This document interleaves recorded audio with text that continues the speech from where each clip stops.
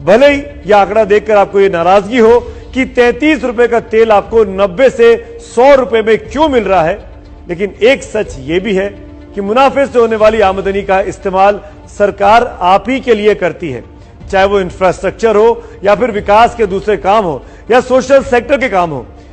नमस्कार, मैं हूं संदीप चौधरी। आज सबसे बड़ा सवाल में मैं बात करूंगा तेल की कीमतों की। जी हां, मैं पेट्रोल और खास डीजल की बात करने वाला हूं।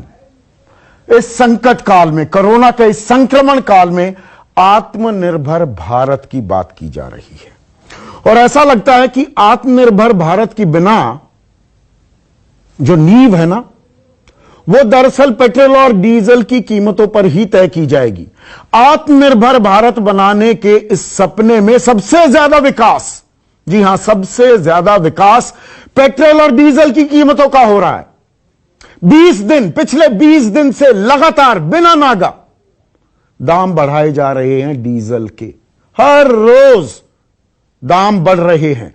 10 रुपए 79 पैसे कीमत में इजाफा हो चुका है पिछले 20 दिन में। डीजल में 11.25 रुपए की बढ़ोतरी। पेट्रोल थोड़ा पीछे है इस विकास में।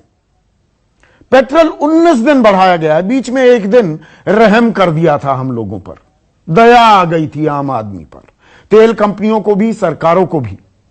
और जब मैं सरकारों का नाम लेता हूं तो केंद्र और राज्य सरकारें।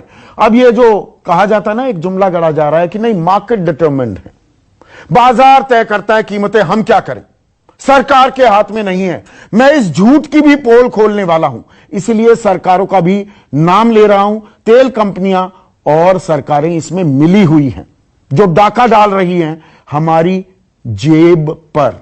तो पेट्रोल में 19 दिनों में लगभग 9 रुपए का इजाफा हो गया है।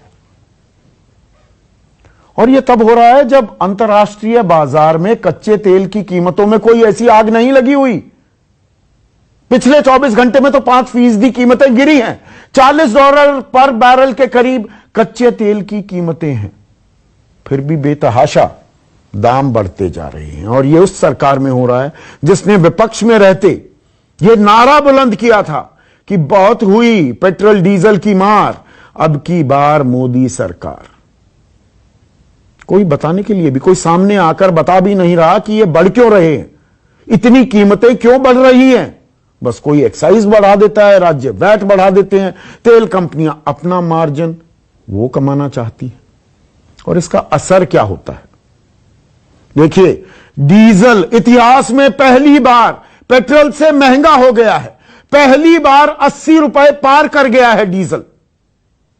और जब डीजल की कीमतों में आग लगती थी ना, तो यही बीजेपी जब विपक्ष में थी तो कहती थी महंगाई बढ़ जाएगी, किसानों पर मार पड़ेगी। और किसानों पर मार पड़ती है। 11.25 रुपए अगर डीजल के दाम बढ़ जाएंगे, इस टाइम खरीफ की बुआई चल रही है, डीजल से ही ट्रैक्टर चलते हैं, डीजल से ही ट्यूबवेल चलते हैं, डीजल से हमारे ट्रक भी चलते हैं। सिर्फ किसानों की बात नहीं है, जो ये सामानों की आवाजाही होती है ना, फल सब्जी जो सब आप खरीदते हैं, सबके दाम बढ़ने वाले हैं, क्योंकि ट्रक वालों ने माल भाड़े के किराए बढ़ा दिए हैं। रेलवे भी बढ़ाएगी, रेलवे भी डीजल का इस्तेमाल करती है। तो तब कहा जाता था महंगाई दर बहुत आसमान छूने लगेगी। अब महंगाई की किसी को परवाह नहीं दिख रही है। सरकार की नाकामी बताया जाता था कि तेल की कीमतें क्यों बढ़ रही हैं। अब सरकार की नाकामी को लेकर कोई बात करने को तैयार नहीं है। और मैं अपने गिरेबान में भी झांकूंगा।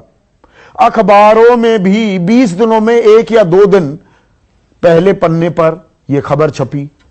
न्यूज चैनल जिसका मैं हिस्सा हूं, हेडलाइन नहीं बनती हैं। यह न्यू नॉर्मल हो गया है कि भाई पेट्रोल के दाम, डीजल के दाम तो बढ़ सकते हैं। ऐसा क्या है, संकट काल है, देखिए सरकार का खजाना खाली हो रहा है, हमारी जेब पर हाथ मार रही है, तो मारने दीजिए। यह हम न्यू नॉर्मल मानकर चल रहे हैं। इन तमाम मुद्दों पर आज मैं सवाल करने वाला हूं। खास किसानों की समस्याएं उठाऊंगा। आम आदमी को क्या दिक्कतें आ रही हैं। डीजल की गाड़ियों की प्रोडक्शन तो बंद हो गई है। अब जिसने डीजल की गाड़ियां खरीदी हुई हैं वो कहां जाएगा, यह कंफ्यूजन क्यों है, और आम आदमी कैसे पिस रहा है। पहले उसकी एक वानगी दिखा देता हूं। आज राजनीतिक बयान नहीं दिखा रहा हूं, पुराने दिखाऊंगा आगे, अभी के नहीं दिखा रहा हूं। आम आदमी किस कदर परेशान है वो। Subscribe now and press the bell icon, never miss an update.